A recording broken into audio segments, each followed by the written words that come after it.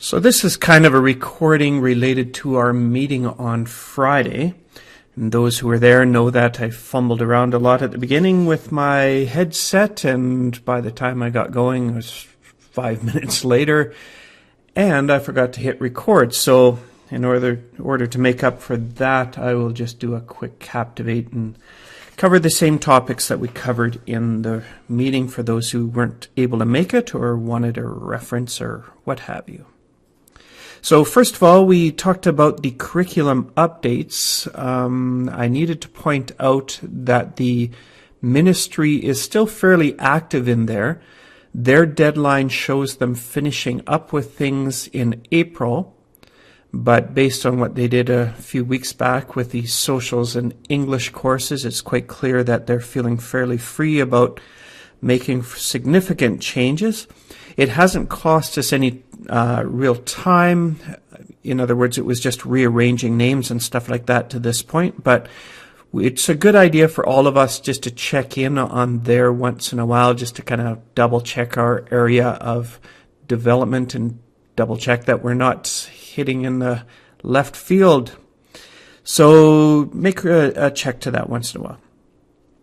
Mostly what we wanted to talk about is in our, well, we can refer to our development course here on the BCLN site under discussions.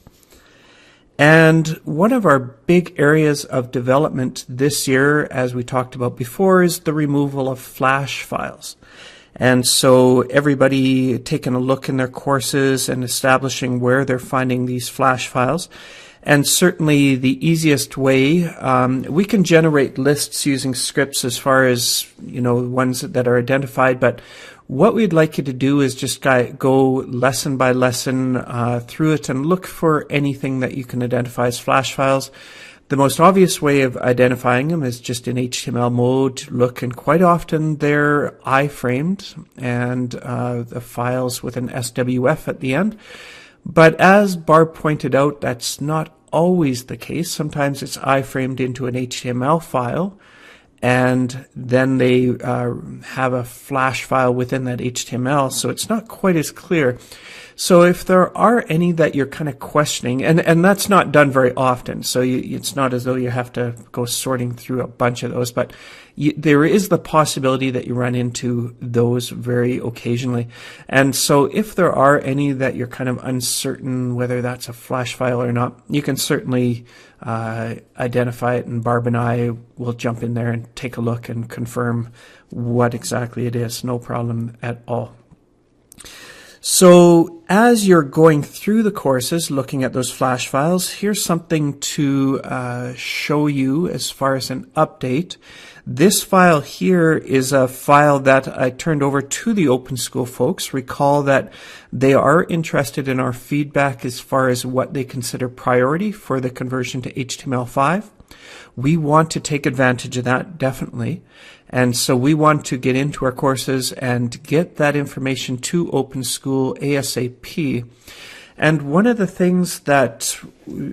reasons that I'm pushing a lot early in this development season about this flash is that, as you could probably imagine, Open School or our flash converters, our programmers, they need some time, and they need to organize things into priorities and start working on them. And if we're aiming for a summer release, they need to be working on this stuff now.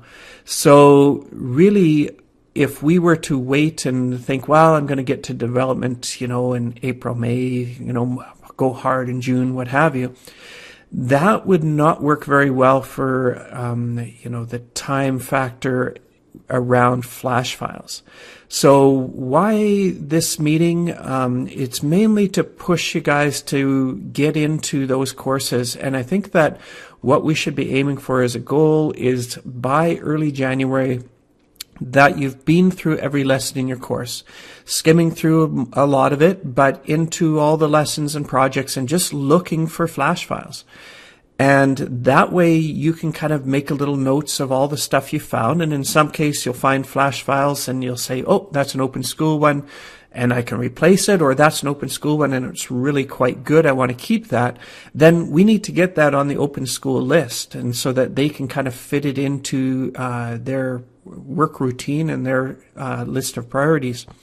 If it's something that we're going to build in-house, then we need to know that as well. As Colin and Brittany are working in the background, but they've got their list, and if we need extra people and that becomes clear early, then we can pick up another programmer.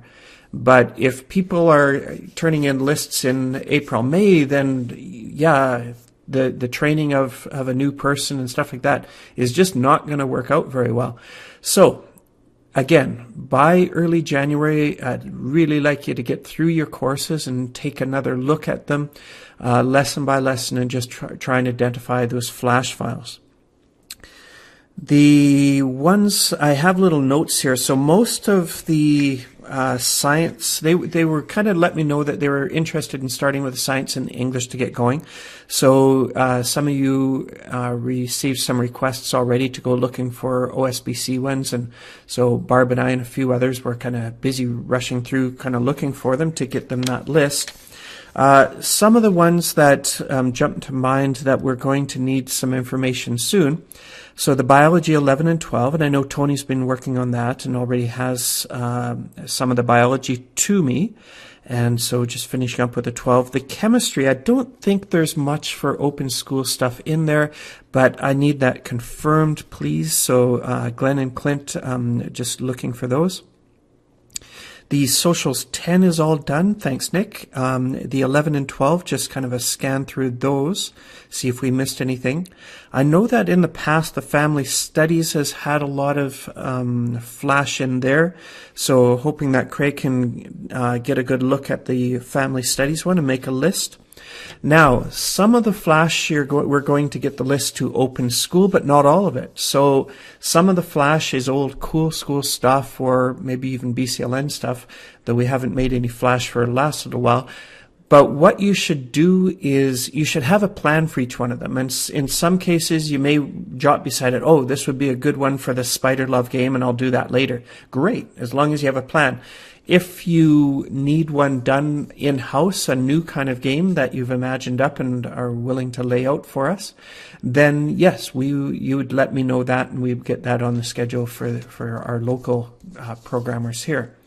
If you can use the games, and if we look down here, this is the game generator, and I think we made little mention of it last time, but it's pretty much done here. So now there's quite a few games that you can choose from, and you can build them totally on your own. A lot of the games require that you make your own graphics, and some of them you just have to lay out the questions and some text. But what this game generator does is it allows the average teacher to be able to get in there and build your own HTML5 games from scratch. So what I'd really like you to do is give it a try, build a game or two and see what you think. One of the things is you guys are kind of beta, so you guys are certainly stronger technically than the average teacher. So get in there and give it a try. But let me know if there's something that you think, I think the average teacher might be kind of confused by this. Get that back to me. One of the things we're going to fool around with this is at the DL conference, we're going to have a session where all kinds of teachers are going to go in there and build their own games. And from our point of view, it just allows some creativity on their part, and we might get some really good stuff out of it. From our point of view, I want to make sure that I'm not, sometimes you forget what gaps there are out there. And so if you see something you think, I don't know, Barb is always good at this with me, is that, Brad, no, you're forgetting. People aren't going to figure that out as quick as you think. So you're going to be some feedback for me as you play around with these games, and hopefully you can build some neat stuff and let me know what stuff could be made easier. So anyways, go through them. The two newest games that you may not have seen yet is the Venn diagram down here, and also the image labeling one. So go through and look at a bunch of examples. Again, on the BCLN site, there's the games button, and you can go and look at a bunch of them there. And you also have the examples in the game generator. So check them out, get familiar with them. They are built around math and science, just where we're coming from, but they certainly are open. And I think a lot of them, we kind of built them with the idea that they'd be quite applicable for a socials or English kind of course or any other kind of course. The image one could be used with maps, and